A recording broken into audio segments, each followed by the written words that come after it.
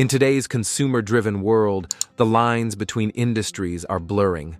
Tech companies launch streaming platforms, toy makers venture into film, and retail giants explore healthcare.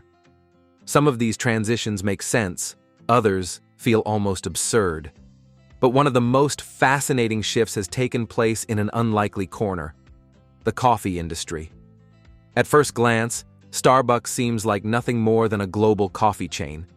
Yet behind the lattes and frappuccinos, it quietly operates a financial system that resembles a bank, without actually being one. What started as a simple loyalty program has turned into a multi-billion-dollar engine of interest-free loans fueled entirely by its customers. And the most curious part? It's completely legal. In 2009, Starbucks introduced the My Starbucks Rewards program. On the surface, it looked like a convenient way for customers to pay through a mobile app, earn stars, and eventually trade them for free drinks or snacks. A digital punch card, nothing more. But beneath the friendly surface, something clever was happening. To use the app, customers had to preload money onto their Starbucks account. That meant Starbucks received cash in advance, before anyone even bought a single cup of coffee. For the customer, it felt like a win. Load $25, spend it gradually, and enjoy free drinks along the way. For Starbucks, it was even better. Millions of people were essentially handing over interest-free loans. Each time someone topped up their account, Starbucks gained access to fresh capital. Instead of sitting idly, that money was invested into low-risk, short-term ventures. The individual returns may have been small, around 0.05%, but scale changed everything. With nearly 29 million rewards members worldwide, estimates suggest that as much as $10 billion flows through the system every year. To put this into perspective, if Starbucks were a traditional U.S. bank, its deposits would place it among the top 2% of banks in the country. And then there's the forgotten money. Not all customers spend every dollar they load. In 2018 alone, Starbucks earned an estimated $155 million from unused balances on cards and accounts. In financial terms, this is called breakage, but for Starbucks, it's simply free revenue. To the average customer, the app is just a tool for convenience and free perks. Few stop to think of it as an investment scheme.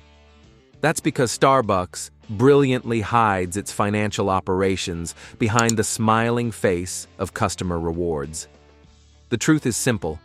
Customers give Starbucks cash in advance, Starbucks invests that cash, and customers rarely question it because they still feel like they're gaining something in return. While it's not illegal, it does raise questions about transparency and fairness. After all, banks must disclose how they use deposits and are bound by strict regulations. Starbucks is not. There's another dimension to this strategy: psychology. Preloading money makes spending easier. Once funds are locked into a Starbucks account, customers are more likely to return, more likely to overspend, and less likely to think of the money as real. Consumer watchdogs note that prepaid cards and digital wallets often encourage greater spending. What begins as loyalty turns into a subtle nudge toward higher consumption. Starbucks wins twice. They secure upfront cash and increase overall sales. Starbucks may be the most peculiar example, but it's far from alone. The financial sector has become irresistible to major corporations. Apple launched Apple Pay and partnered with Goldman Sachs to offer the Apple Card. Walmart introduced its own prepaid debit card and even a peer-to-peer money transfer service. Amazon, Target, and Costco have all dabbled in financial services. Why? Because these companies already have two vital ingredients: a massive customer base and a trusted brand.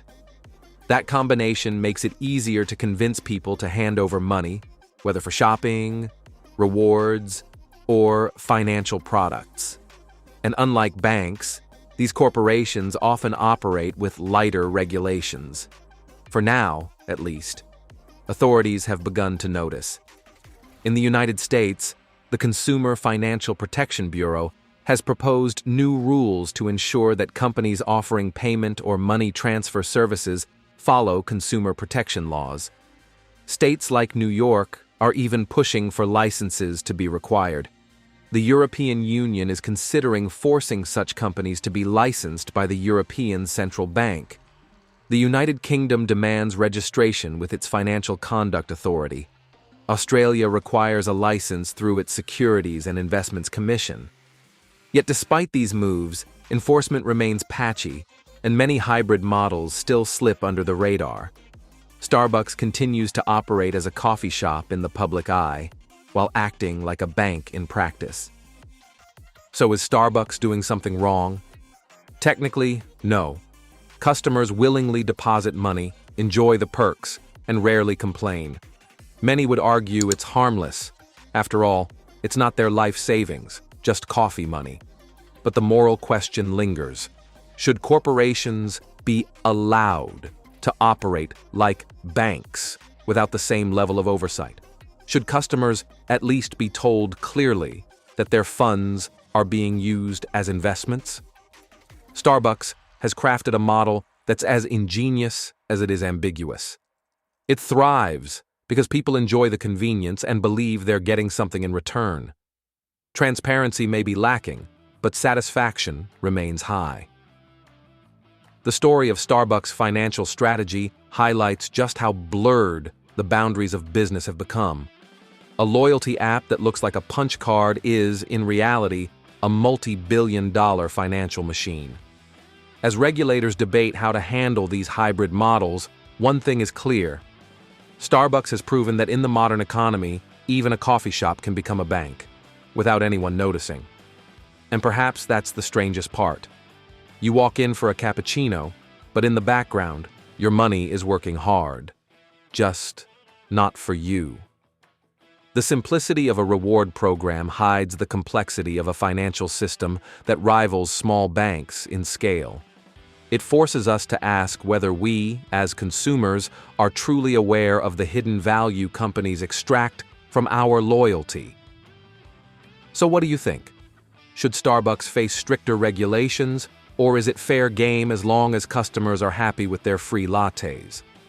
The answer may define the future of how companies, any companies, handle money in the years to come. And who knows? Maybe the next bank you interact with won't be a bank at all, but your favorite retailer, tech company, or even your neighborhood grocery store.